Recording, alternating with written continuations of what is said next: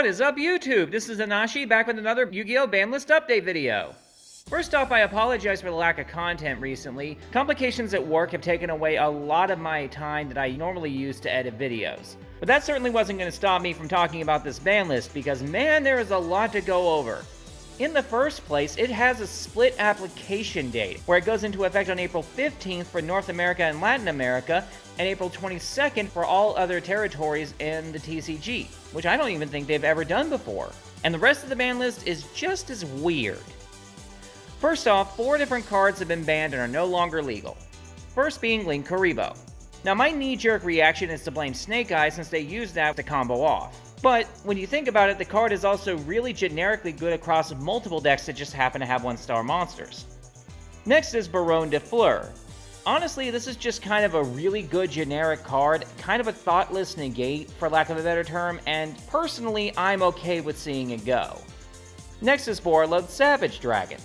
My same reaction to Baron de Fleur applies here, just another thoughtless negate, but at the same time, apparently Snake Eye were somehow making this, so that actually makes a little bit more sense to hit since they can't hit Snake Eye directly at the moment.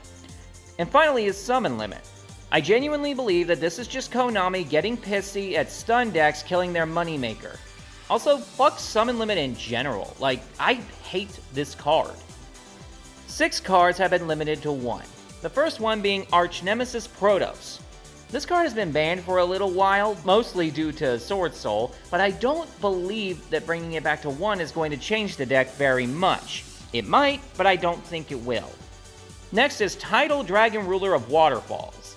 I've made my opinion very clear when it comes to the Dragon Rulers in general, but Konami has been slowly but surely rolling back the ban list to allow them all to slowly come back into the game.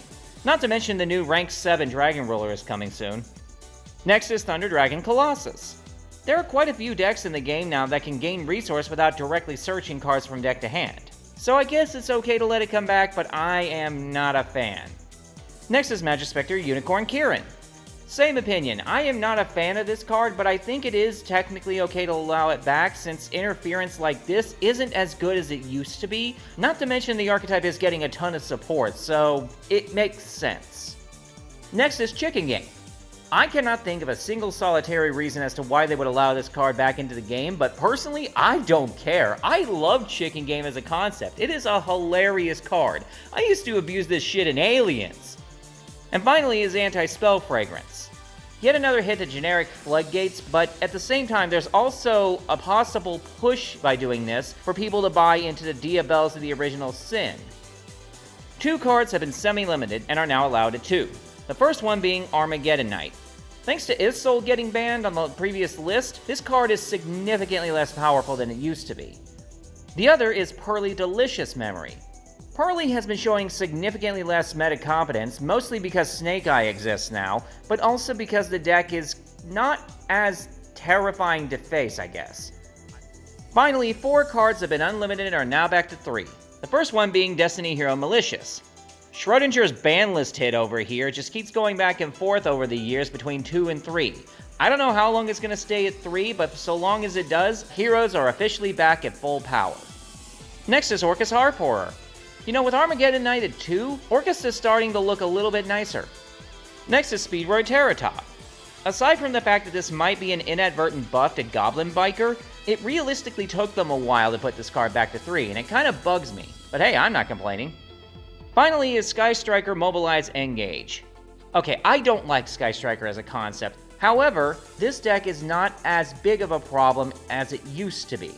I still don't like it, but I guess it's fine.